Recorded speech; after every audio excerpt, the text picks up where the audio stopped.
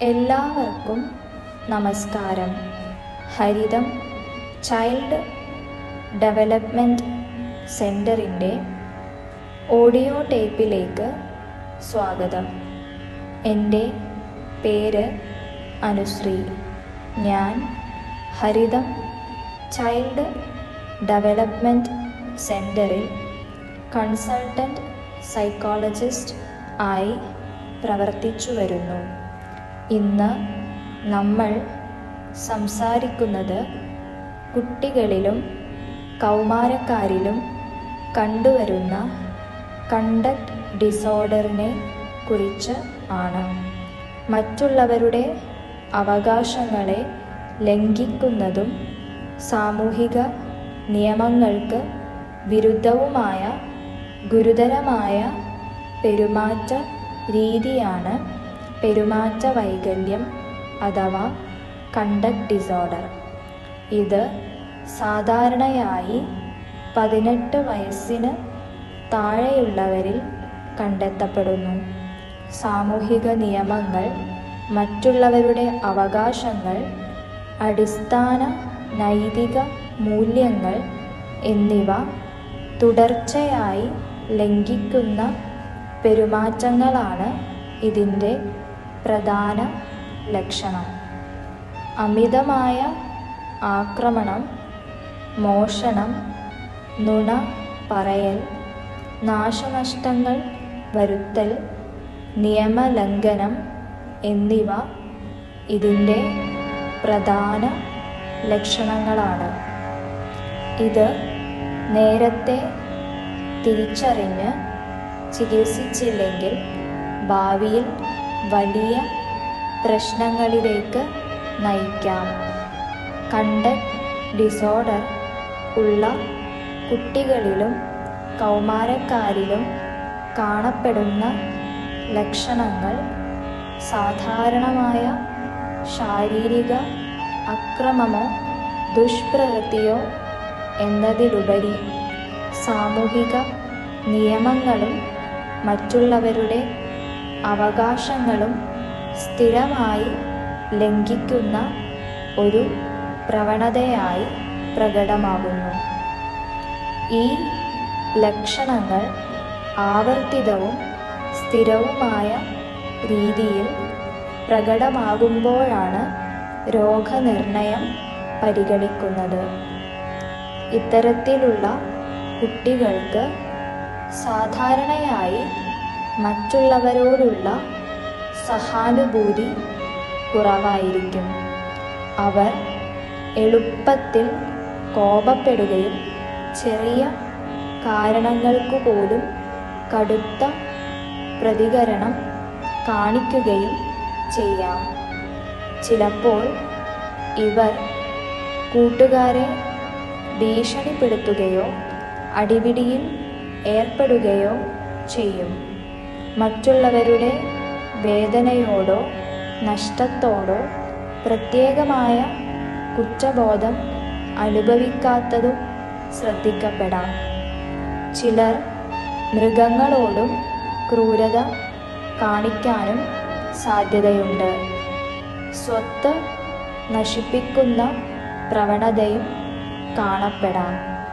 ഉദ്ദേശ്യപൂർവം വസ്തുക്കൾ തകർക്കുക, തീ വെക്കുക തുടങ്ങിയ അപകടകരമായ പ്രവർത്തനങ്ങൾ ചിലപ്പോൾ സംഭവിക്കാം.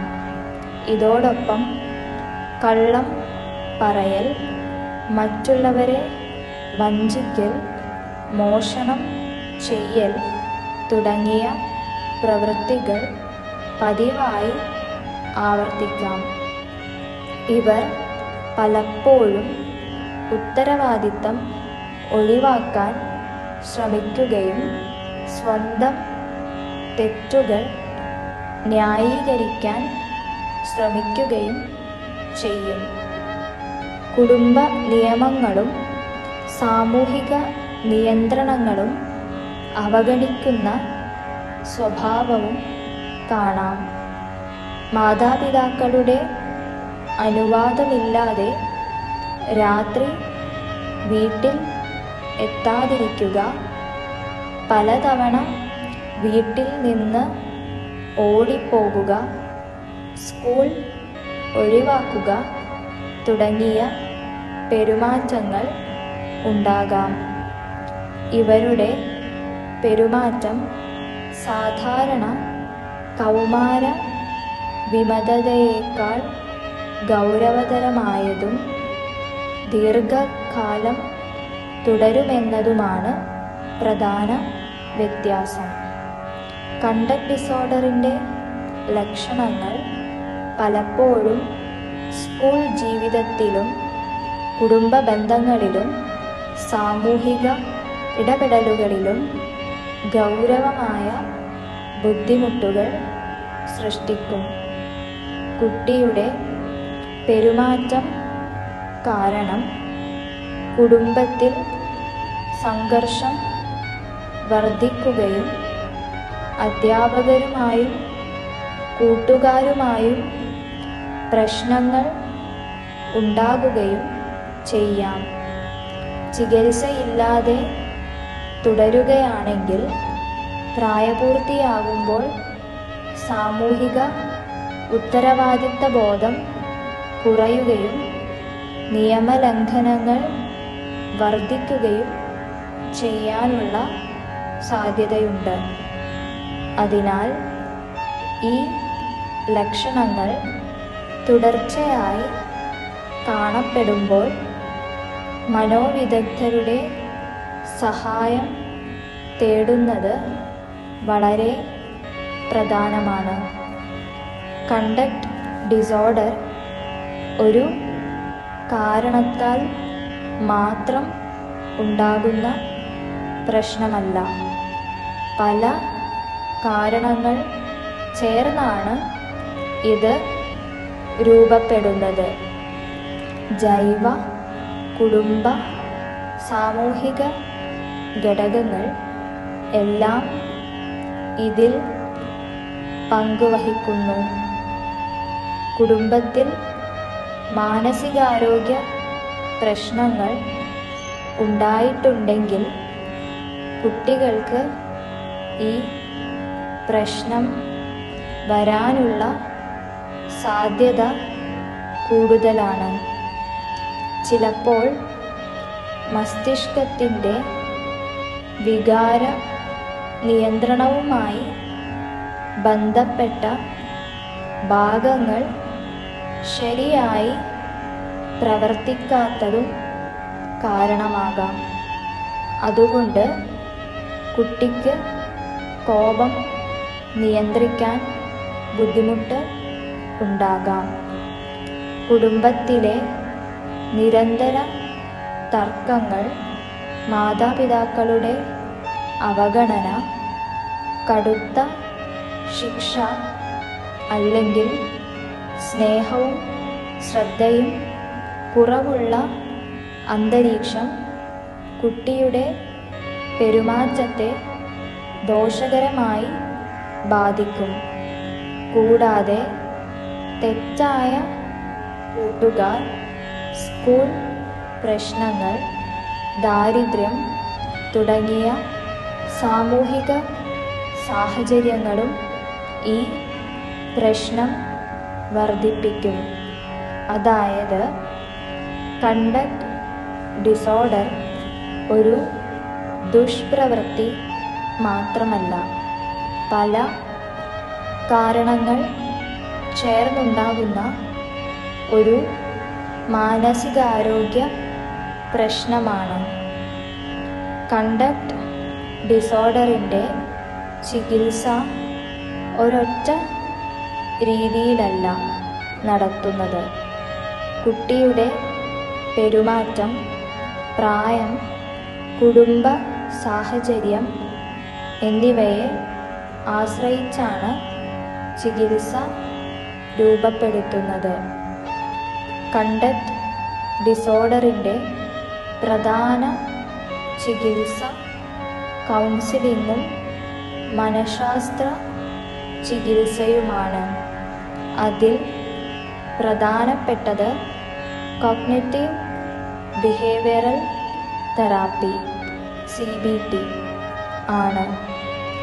ഈ ചികിത്സയിൽ കുട്ടിക്ക് തൻ്റെ ചിന്തകളും വികാരങ്ങളും പെരുമാറ്റവും തമ്മിലുള്ള ബന്ധം മനസ്സിലാക്കാൻ സഹായിക്കുന്നു. കോപം എങ്ങനെ നിയന്ത്രിക്കാം, പ്രശ്നങ്ങളെ സമാധാനപരമായി എങ്ങനെ പരിഹരിക്കാം, മറ്റുള്ളവരുടെ വികാരങ്ങൾ എങ്ങനെ മനസ്സിലാക്കാം തുടങ്ങിയ കാര്യങ്ങൾ പരിശീലിപ്പിക്കുന്നു. സ്ഥിരമായി ചെയ്താൽ ആക്രമണപരമായ പെരുമാറ്റം കുറയാനും സാമൂഹിക നൈപുണ്യങ്ങൾ മെച്ചപ്പെടാനും സഹായിക്കുന്നു. ഇതോടൊപ്പം മാതാപിതാക്കൾക്ക് നൽകുന്ന പരിശീലനം വളരെ പ്രധാനമാണ്. കുട്ടിയുടെ നല്ല പെരുമാറ്റം ശ്രദ്ധിച്ച് പ്രശംസിക്കുക, വീട്ടിൽ സ്ഥിരതയുള്ള നിയമങ്ങൾ പാലിക്കുക, ശാന്തമായും സ്ഥിരമായും പ്രതികരിക്കുക തുടങ്ങിയ രീതികൾ മാതാപിതാക്കൾക്ക് പഠിപ്പിക്കുന്നു. വീട്ടിലെ അന്തരീക്ഷം ശാന്തവും പിന്തുണയുള്ളതുമായാൽ കുട്ടിയുടെ പെരുമാറ്റത്തിൽ വലിയ മാറ്റം വരാം. ചിലപ്പോൾ കുടുംബ ചികിത്സയും നടത്താറുണ്ട്. ഇത് കുടുംബാംഗങ്ങൾ തമ്മിലുള്ള ആശയവിനിമയം മെച്ചപ്പെടുത്തുകയും സംഘർഷങ്ങൾ കുറയ്ക്കുകയും കുട്ടിയുമായുള്ള ബന്ധം ശക്തമാക്കുകയും ചെയ്യുന്നു. സ്കൂൾ തലത്തിലുള്ള സഹായവും പ്രധാനമാണ്. അധ്യാപകരുടെ സഹകരണം, പെരുമാറ്റ നിയന്ത്രണ പദ്ധതികൾ, സാമൂഹിക നൈപുണ്യ പരിശീലനം എന്നിവ കുട്ടിക്ക് സ്കൂളിൽ നല്ല രീതിയിൽ പൊരുത്തപ്പെടാൻ സഹായിക്കുന്നു. കണ്ടക്ട് ഡിസോർഡറിനായി പ്രത്യേകിച്ച് ഒരു മരുന്ന് മാത്രം ഇല്ല. എന്നാൽ കൂടെ ADHD പോലുള്ള പ്രശ്നങ്ങൾ ഉണ്ടെങ്കിൽ അതിനുള്ള മരുന്നുകൾ നൽകാം. ചിലപ്പോൾ വളരെ ഗുരുതരമായ ആക്രമണപരമായ പെരുമാറ്റം ഉണ്ടായാൽ ഡോക്ടർമാർ റിസ്പെറിഡോൺ പോലുള്ള മരുന്നുകൾ കുറച്ചു കാലത്തേക്ക് ഉപയോഗിക്കാം.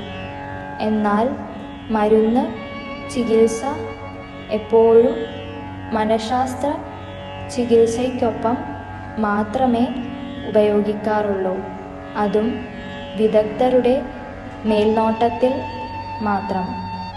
കണ്ടക്ട് ഡിസോർഡർ ഉള്ള കുട്ടികളെ കുറ്റപ്പെടുത്തുകയോ മോശം കുട്ടി എന്ന് വിളിക്കുകയോ ചെയ്യുന്നത് പ്രശ്നം കൂടുതൽ വഷളാക്കും.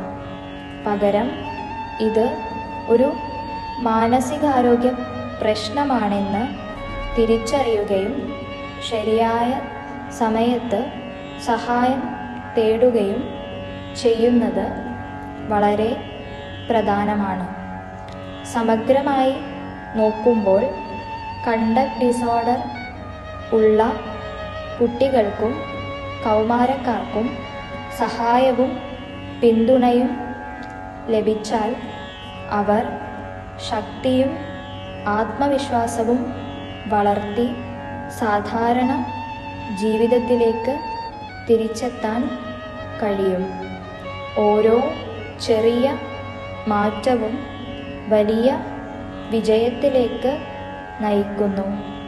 ശാസ്ത്രീയ ചികിത്സ, കുടുംബ പിന്തുണ, സ്കൂൾ പിന്തുണ എന്നിവ ചേർന്നാൽ ഭാവിയിൽ കുട്ടികൾക്ക് നല്ല ജീവിതം ഉണ്ടാക്കാനാകുന്നതാണ്.